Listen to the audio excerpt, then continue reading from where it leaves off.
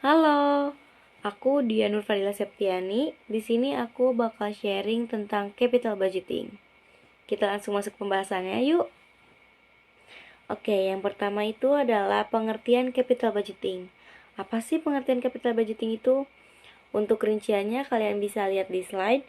Untuk secara garis besar, capital budgeting ini adalah proses membantu perusahaan menggunakan dana dengan bijak untuk proyek yang bisa mengembalikan modal secepatnya.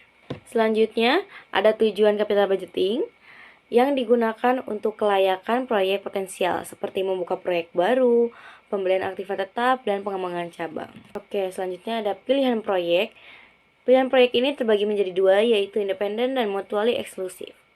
Yang independen itu, cash flow dan keputusan tidak berpengaruh ke proyek lain, sedangkan mutually eksklusif yaitu cash flow dan keputusan berpengaruh ke proyek lain. Untuk contoh proyek independen, bisa dikatakan ada satu orang yang ingin membuat sebuah kos-kosan dan kontrakan.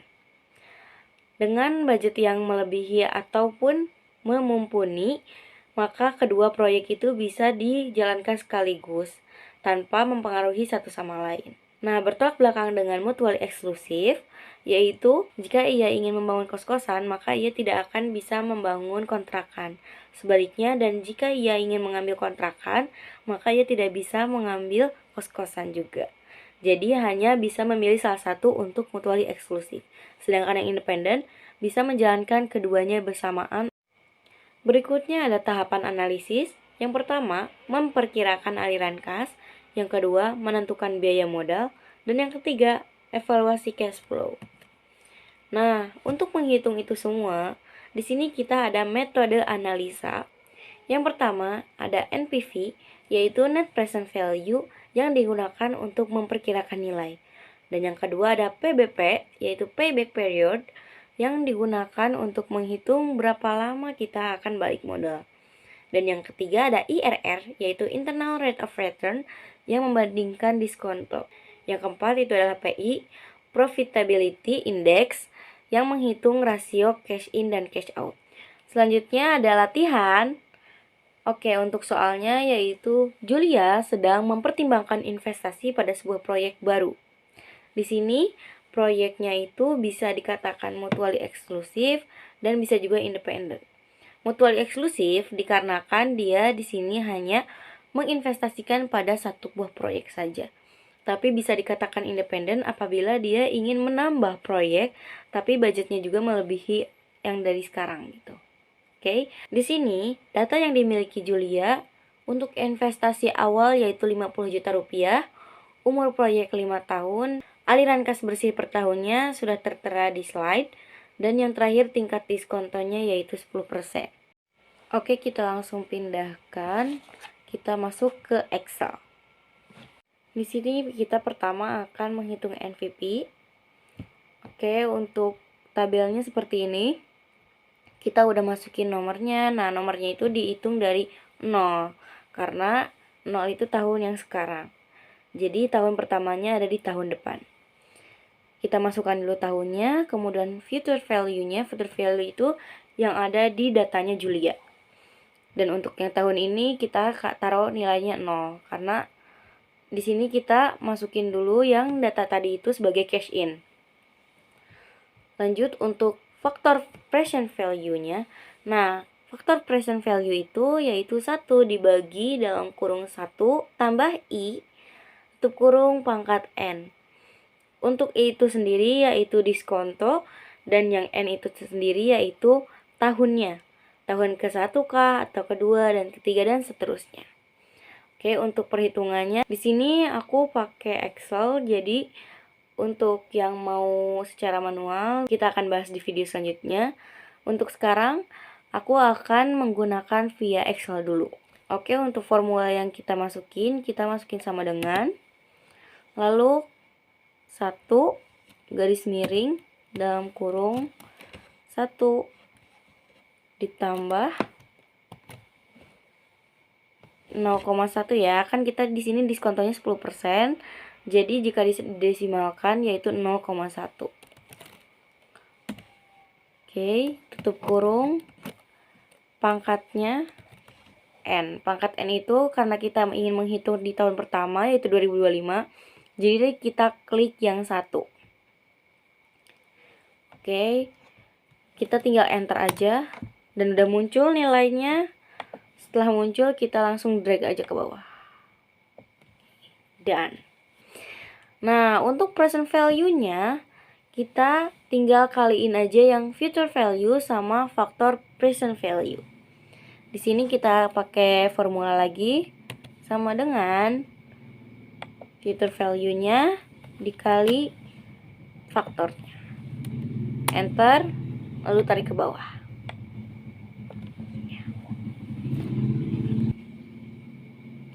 Di sini aku udah kasih keterangan cash in dan cash out-nya. Nah, di bawahnya kita itu sum dulu.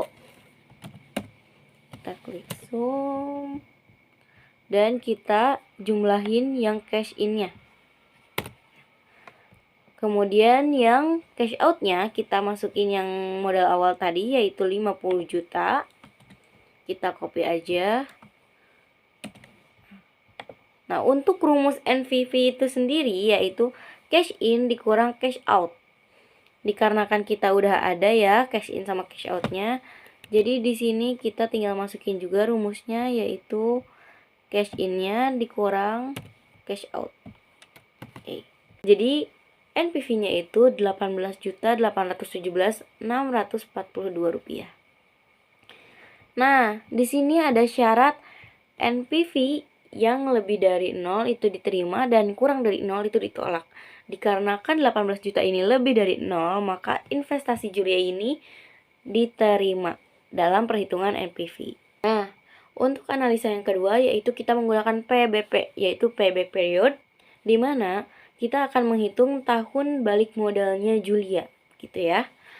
Oke, di sini kita masukin seperti biasa kayak tadi nomor 012345 dan tahunnya, kemudian cash flow dan akumulasi cash flow. Cash flow-nya yang 50 jutanya kita masukin tapi dengan keadaan minus ya. Oke, lalu kita pindahkan ke akumulasi cash flow-nya. Untuk menghitung akumulasi cash flow-nya ini dengan cara penjumlahan antara akumulasi cash flow dengan cash flow itu sendiri. Contohnya seperti ini. Yang cash flow-nya itu dipindahkan ke akumulasi cash flow dengan minus. Kemudian di tahun yang pertama ini kita membuat formula seperti ini. Sama dengan akumulasi cash flow yang awal, yang tahun ke-0 itu ditambah dengan cash flow tahun pertama. Jadi minusnya itu berkurang ya. Kemudian kita tinggal drag aja ke bawah. Dan akumulasi cash flow-nya sudah terisi. Nah, untuk mencari PBP-nya itu yaitu dengan rumus A tambah B bagi C. Dengan A yaitu tahun sebelum pelunasan penuh, B biaya yang belum dilunasi pada awal tahun, C cash flow sepanjang tahun pelunasan penuh. Kita langsung masuk aja ya ke sininya karena biar gak bingung juga gitu. Nah, untuk A ini tahun sebelum pelunasan penuh, karena pelunasan penuhnya di tahun ketiga, maka tahun sebelum pelunasan penuh yaitu tahun kedua. Jadi di sini itu kita taruh A ya. A itu kita taruh warna hijau. Untuk yang B, biaya yang belum dilunasi pada awal tahun. Biaya yang belum dilunasi pada awal tahun yaitu 15 juta lagi ya minusnya.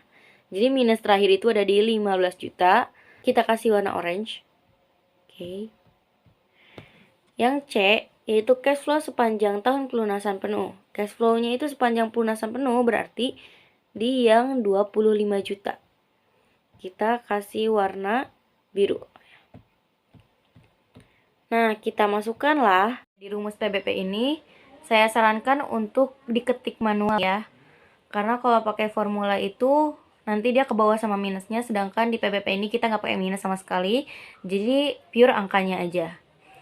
Nanti ketika sudah diketik hasilnya, yaitu 2 ditambah 15 juta dibagi 25 juta, hasilnya itu 2,6. Artinya pelunasan ini 2 tahun lebih 6 bulan. Syarat PBP itu, jika PBP kurang dari umur proyek, maka investasi diterima.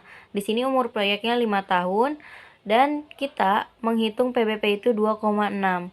Nah, 2,6 ini kurang dari 5 tahun, maka perusahaannya Julia ini diterima. Oke, selanjutnya yaitu IRR. IRR ini tabelnya ada nomor, tahun, dan cash flow.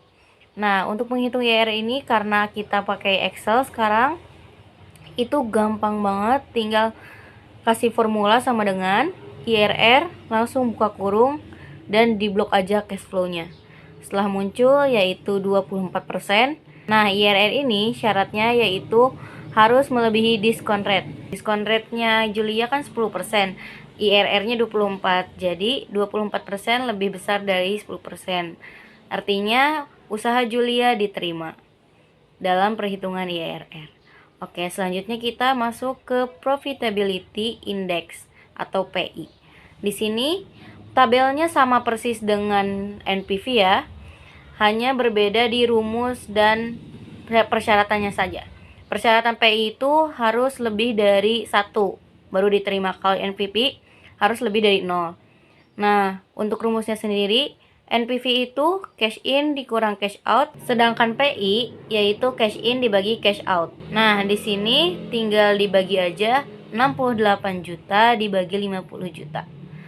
Hasilnya 1,37 sekian. Artinya PI-nya itu lebih dari 1, maka investasi Julia diterima. Nah, udah paham kan sekarang soal capital budgeting? Kalau ada yang mau didiskusikan, boleh isi di kolom komentar ya. See you next video.